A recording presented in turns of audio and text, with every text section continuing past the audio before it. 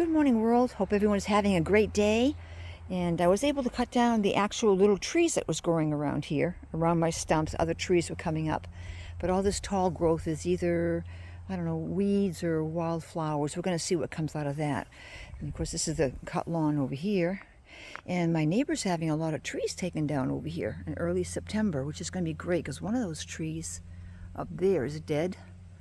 It's kind of hanging over my garage. So they're going to have a professional come in and take some trees down, which is going to be wonderful.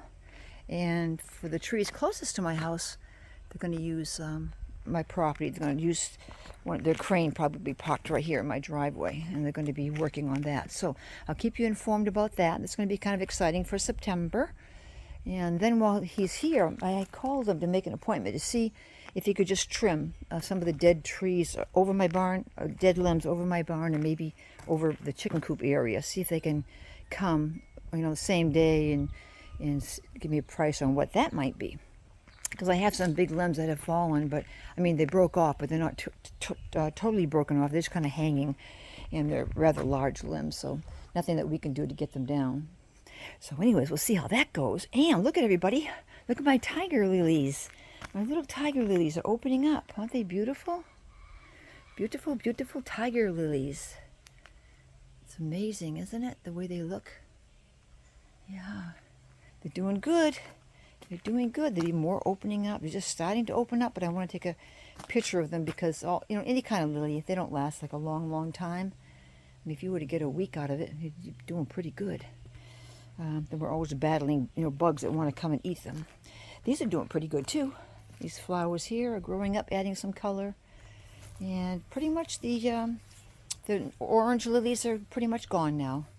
We have black-eyed Susans here, and we have some other kind of colorful flowers over here. Pretty.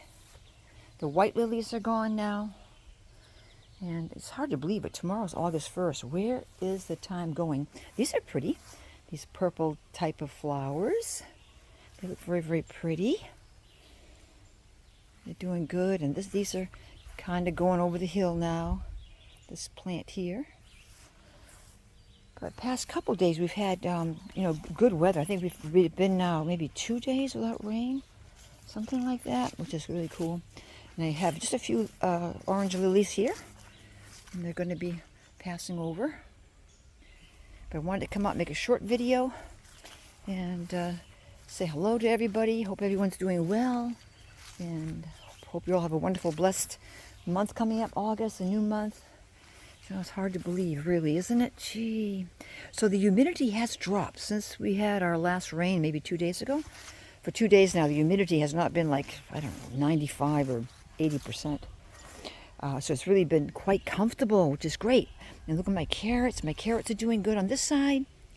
And the other side it was beets. And I can see the beets in the soil, but it's only like really one or two that I can see that is pretty tall, maybe 3 inches above the ground, but not sure about the beets. But a lot of things didn't do well because I think of that May 17 frost we had in May. It killed a lot of things. Got some good cucumbers coming up here. Lettuce is doing good. Had some of that already. I've already had some squash. We have tomatoes. Kept trying to keep an eye on them. This is August. Tomorrow's August 1st. I don't even have a tomato up here, so I think it's the gardens are really behind because of no sun and so much rain. And must have gotten rain last night because look at how wet the soil is here.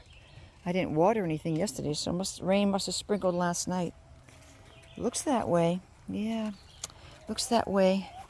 Got two little squash coming up here. Got a little squash down there. And then I have a little squash over there. It's cool. And so that's not too bad. There's more squash there. So that's doing pretty good. So girls are waiting for me to get out there. That apple tree did good. My other apple tree, I think I'm going to cut it down and remove it. Just the frost and all the rain, they just killed it out. So I think that the other apple tree I'm going to remove. Pear trees are doing good. Pears are still coming up. So it's just been, I think, slow because of no sun, not much sun really, and so much rain. but you know, every year is a little bit different. And I gotta check the weather tomorrow. I might try to mow a little bit today, or do that tomorrow. See how that's all gonna go. But I wanted to make a quick video just to say hello to everybody. And oh, I have some watermelon too. Watermelon's growing. This is one watermelon plant here. That's a watermelon plant, and it has some flowers on it.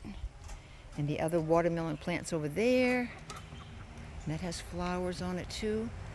And when you get close, you can see like a couple little, tiny little round balls. That'd be watermelon. But it seems like for a lot of vegetables, you know, some of them have male and female flowers, and you might see 3 or 4 flowers, like for instance squash or cucumber, but only one of them is female, and the other 3 will die off, but only give you like one fruit because there's only one female. So that's interesting, isn't it? It's how they self-pollinate, but they don't all turn out to be female. And there's my other, I have 3 more watermelon plants, and there's a couple little round balls on those. See how those turn out. And I weeded that, took all the weeds out twice, and it dawned on me, hey, put some soil topping on it. You know, like a lot of people use bark or other things. I forget what you call that, but not really compost, but they use some other kind of something on top which keeps the lower soil moist and not dried out, and it prevents a lot of weeds from growing up. So that's what I'm glad I thought of that finally. So, same thing with this one. That one doesn't have the soil exposed. It has a top layer of, I use the bedding from the goats because it has some manure in it, and the sawdust or the shavings break down over time. You just keep on adding it and turns to soil.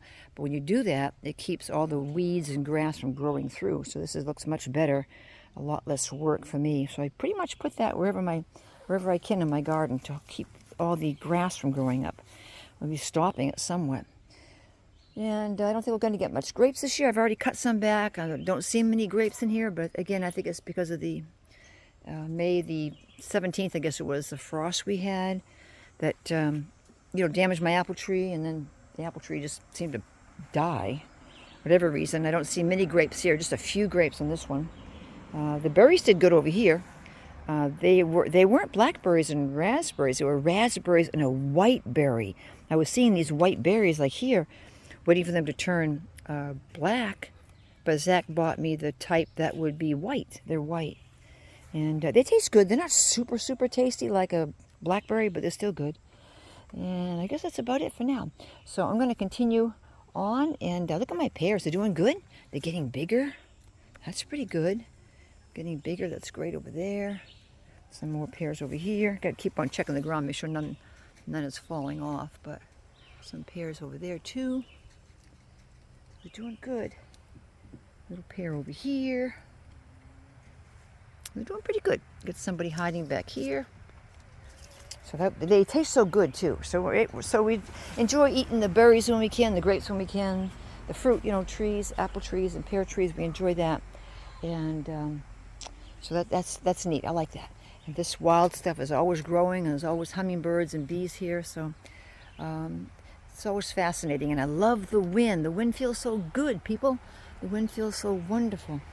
Okay, guys, so I hope you have a wonderful day, and I'll catch up with you a little bit later. Okay, thanks for watching. Thanks for stopping in and seeing what's going on, and sharing my life with me. Okay, take care. God bless. Oh yeah, I just wanted to add on. This is one of the trees that I want the man to give me an estimate on, and that's a pretty low limb hanging over my fiberglass roof. I just want that to be taken down, and anything else up in this big tree. It's a pretty large tree. I want to see actually how healthy it is, and if there are any other broken limbs. I think there's a broken limb up there that needs to be, trimmed back, and maybe even the 2 trees back there, if there's something that looks like it could fall on the roof, just to remove that. And the other one I want him to look at is this tree here, which has had its limbs falling. I'm not sure how healthy that one is right here. That's the one. It looks nice on the crown, but there is some dead limbs on it, and I want to see if they can just remove those, like something like that. Get that out of there, and the one lower than that, which should be right there, looks kind of dead too. And that one right there. So it's an old tree. I don't know how that darkness is like shadows on it, leaf shadows. It's not black bark, it's just a shadow of the leaves. So we'll see how that goes, what he thinks about that. If he thinks it's still healthy, but just trim it back, or if he thinks it should be taken down. So we'll see how that goes. But I'd like to make sure that that's doing good. And since they're going to be right next door, if they can, they have a big heavy truck. You know, they have this big crane that they take down. As long as we don't get too much rain, that this earth right here stays pretty solid, he should be able to come down my second driveway and do something like that for me. So we'll see. If we have a lot of rain, it gets soggy, he's not going to be able to do it. But just want to get an opinion as to that tree there, how it's doing, and also this other big tree over here. And since, I mean, September's going to be here in no time at all, so I might even wait before I put up my more permanent fence. I might just leave this orange thing up here in case I have to move anything. I can just easily, you know, remove it and take it down, or move the girls. I'm not sure if I have to or not, but we'll see.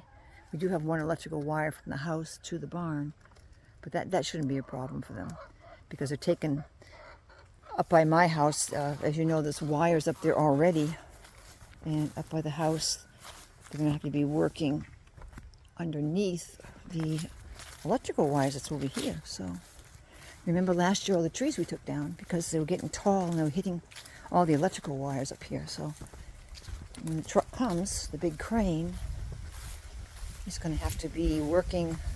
Either they're going to have to call and disconnect the electricity, but you know, cut it off at this particular area. But anyways, he has to be careful not to hit my wires to my house and the wires that are right there on the street, you know.